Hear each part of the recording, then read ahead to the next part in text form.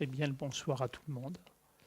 Très heureux d'être encore dans ce partage avec vous. Et bienvenue aux personnes que je ne connais pas encore. Ce qui est surprenant ce soir, c'est la qualité de l'énergie que vous dégagez. Souvent, quand on fait un atelier ou une conférence, les participants viennent un petit peu avec leur lourdeur, avec leurs difficultés, et souvent il y a un peu une difficulté à couper, à pouvoir vivre dans l'instant présent, un instant vraiment sans passé et sans projection. Et ce soir, il y a quelque chose qui est d'une nature très douce et très accueillante. Donc, merci à vous de venir avec ça, déjà. Donc, est-ce que la raison, ça vient du thème? Parce que le thème, avant tout, c'est un thème sur l'amour, qui est un thème universel, qui est un thème dont on parle beaucoup. On chante l'amour, on raconte l'amour, on écrit sur l'amour. Mais en fait, l'amour, ça se vit dans le silence. Ça se vit dans le silence du cœur. C'est quelque chose que l'on partage par une attitude, par une qualité d'attention qu'on porte à soi, qu'on porte aux autres et qu'on porte aux vivants en général. L'amour est exigeant parce qu'il est simple. Et pour qu'il puisse être vécu, il nous demande de revenir dans cette humilité, dans cette simplicité que l'on peut voir dans le regard d'un enfant et d'un nourrisson qui dégage cet amour dans son regard, et on ne va pas demander à un nourrisson « Est-ce que tu m'aimes ?» Il y a une évidence qui est là, il y a une énergie qui se dégage, et cette énergie qui est sans attente et sans vouloir, sans but, en fait c'est ça l'amour.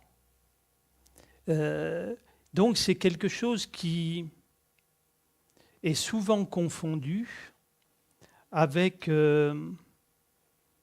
la satisfaction de ses propres besoins. On veut former un couple très souvent parce qu'on est seul, parce qu'on a envie de combler ses manques, et aussi parce qu'il nous semble naturel de former un couple. Donc souvent, on peut construire un couple par défaut. Qu'est-ce qui est regrettable là-dedans? Ce n'est pas le couple qu'on a formé, mais c'est le couple que l'on n'a pas formé, justement. Parce que chacun de nous, nous avons des compatibilités avec des personnes et des incompatibilités avec d'autres. C'est la faute à personne. Parce que si on s'interroge réellement sur qu'est-ce que l'amour, comment on peut le décrire? Personne ne peut le décrire. On peut décrire les sentiments, on peut décrire l'émotion, on peut décrire ce que ça nous implique, mais l'amour réellement, le sentiment, il n'y a aucun mot, rien ne peut le définir. Mais pourtant, il y a 7 milliards ou 8 milliards de définitions, c'est-à-dire autant que d'êtres humains. Je ne compte pas les arbres, tout le végétal, je ne compte pas effectivement les animaux qui ont tous, eux aussi, une définition de ce qu'est l'amour. Donc, construire un couple par défaut, c'est s'empêcher de construire un couple véritablement où il y a une compatibilité, où les choses vont de soi, où il y a quelque chose qui va se conjuguer sans effort. Pourquoi? Et on le vit, pas que dans la relation amoureuse, on la vit dans la relation de tous les jours, on la vit dans l'amitié, où il y a des sujets avec des personnes qui n'ont même, pratiquement même pas besoin d'être discutés. Ça va de soi. C'est immédiat. Je n'ai pas besoin de te répondre parce que je suis en accord. Et avec d'autres personnes, ça va être toute une négociation.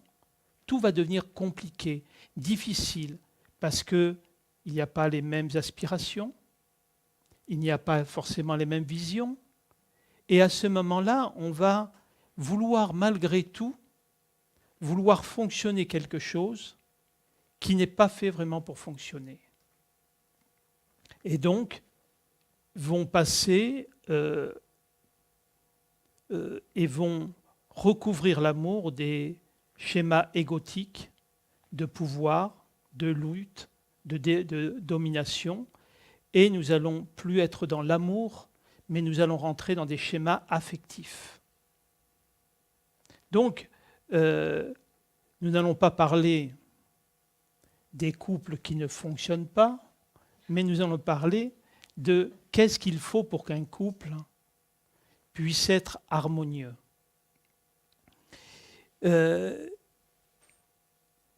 Très souvent, quand on m'inspire un thème, on ne m'inspire pas tout de suite le contenu.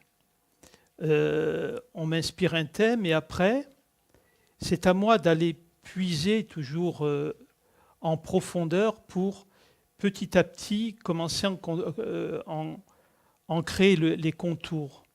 Parce que la raison, en fait, c'est que tout ce qu'on nous donne en inspiration, c'est une idée.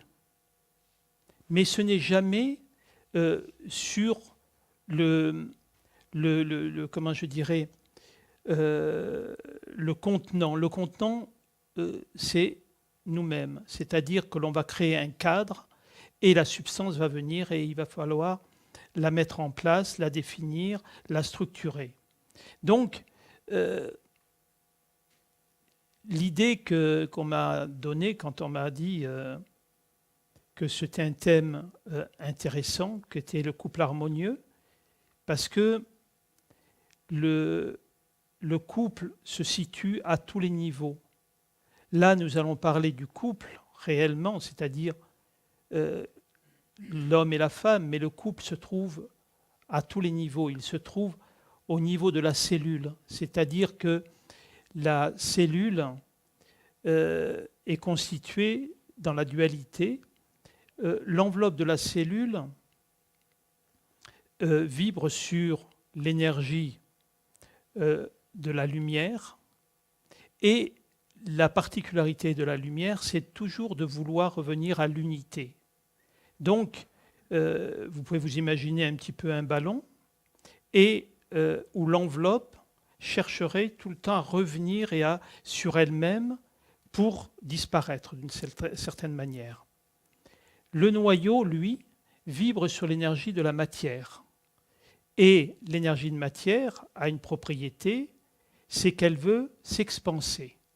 Donc, vous avez le noyau qui cherche à revenir à l'unité, et vous avez, l'enveloppe, c'est bien, vous suivez?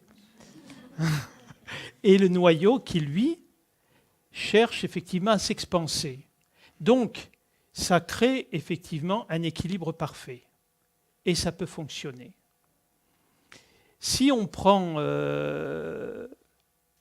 les deux schémas de déséquilibre, c'est-à-dire que si l'enveloppe vient affaiblir, le noyau va effectivement se multiplier. Au niveau de la santé, ça va créer un cancer. Au niveau du couple, ça va créer qu'un des partenaires va aller dans l'adultère. Il va aller vivre des expériences extérieures. Inversement, si le noyau cède, il va y avoir effondrement. Ça va généralement créer les maladies style ostéoporose ou toutes les maladies auto-immunes, c'est-à-dire cette maladie où on va vouloir disparaître. Et dans un couple, s'il y a effectivement la même chose, le couple va se replier sur lui-même. C'est un couple qui va se flétrir et qui ne va plus pouvoir s'enrichir par rapport à la vie en général. Donc, c'est pour ça que tout dans la vie est une notion d'équilibre. Dans le couple, il y a une notion d'équilibre entre l'homme et la femme, ou quel que soit le couple d'ailleurs, et on retrouve cette notion d'équilibre partout. L'équilibre, qu'est-ce que c'est? C'est l'écoute, c'est le respect, c'est la complémentarité, ce n'est jamais l'opposition ou le rapport de force. Donc, tout cela, il faut pouvoir voir cet aspect-là dans le couple, comment effectivement créer cet équilibre et que cet équilibre crée véritablement un phénomène harmonieux. Et donc, comme je vous disais, l'idée qu'on m'a montrée, c'est un gâteau.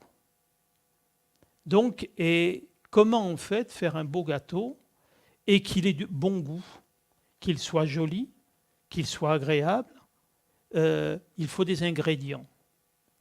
Et en fait, pour un couple harmonieux, j'ai défini 10 ingrédients pour que le couple vive et trouve cette harmonie et cet équilibre.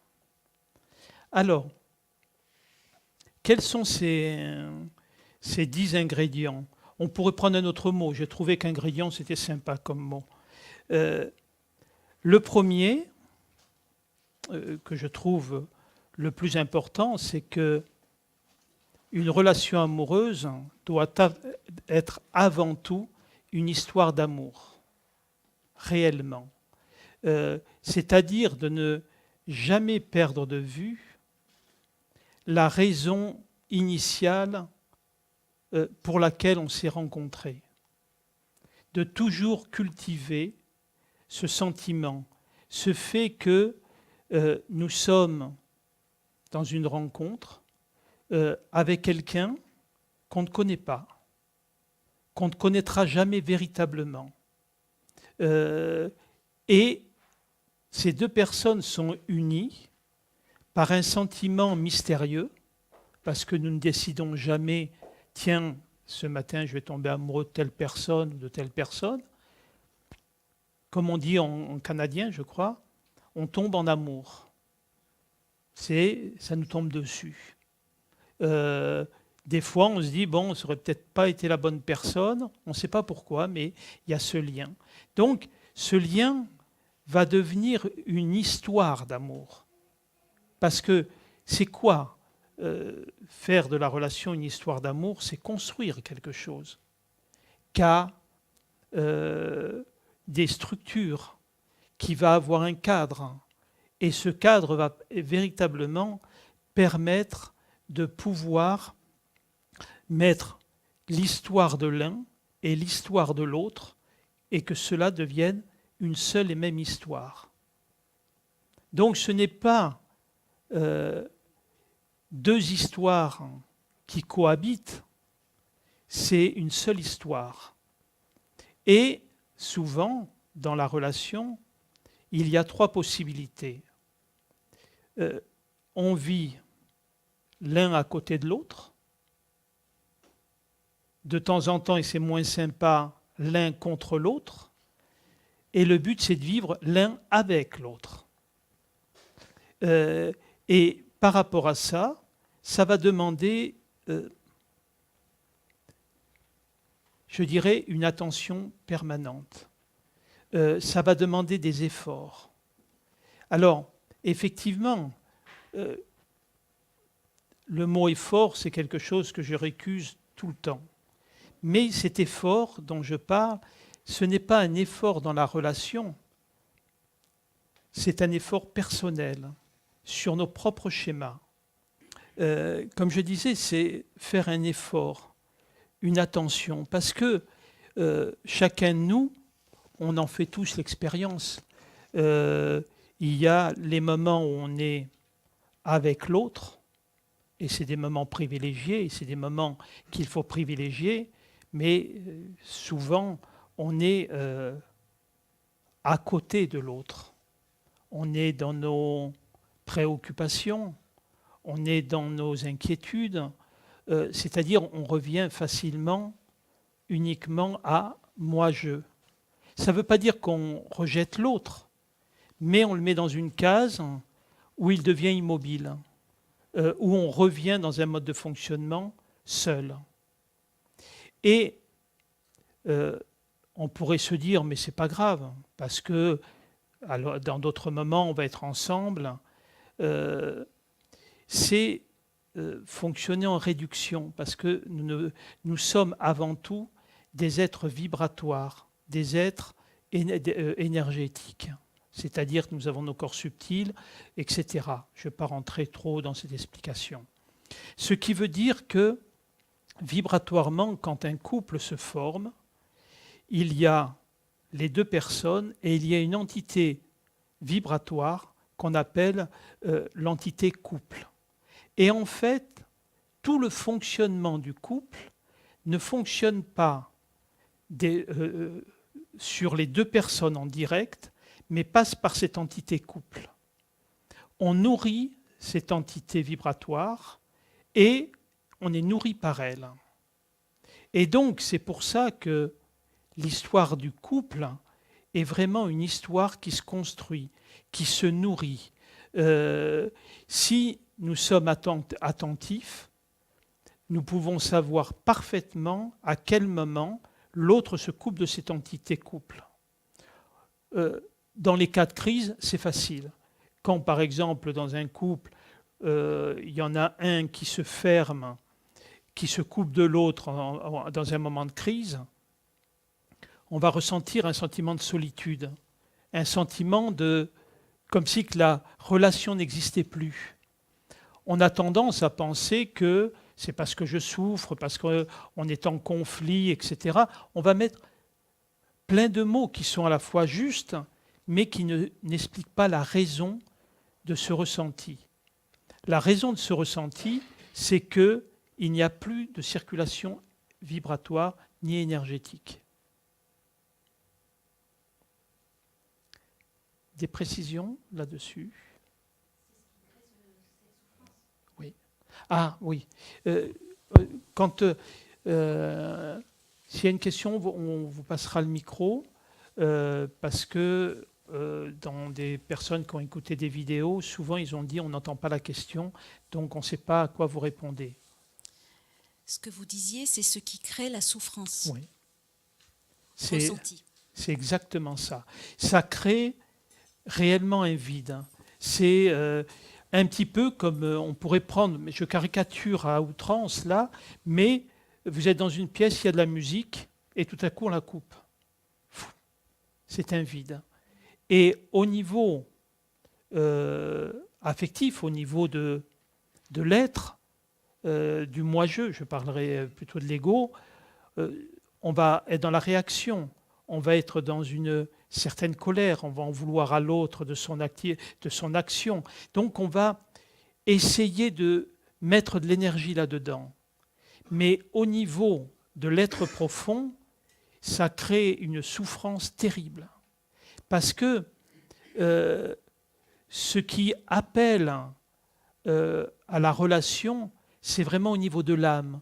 C'est-à-dire que l'entité âme que nous sommes, c'est-à-dire la pure conscience qui nous anime, aspire qu'à une chose, à retrouver l'unité, retrouver l'androgynie. Donc, quand elle se forme dans un couple et que tout d'un coup il y a rupture, il y a vraiment un séisme.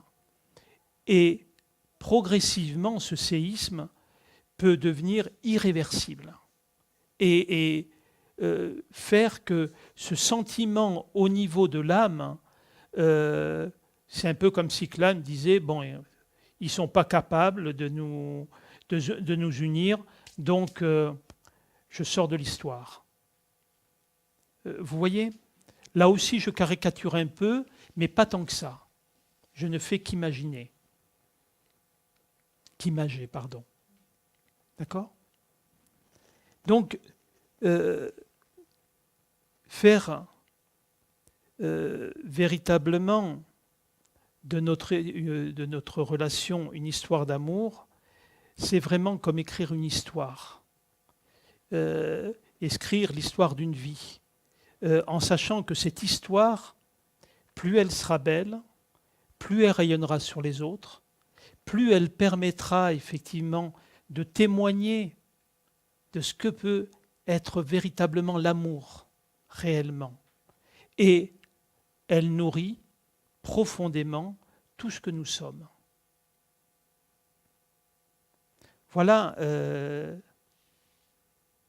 assez rapidement, ce que nous pouvons appeler la première étape, faire du couple une histoire d'amour.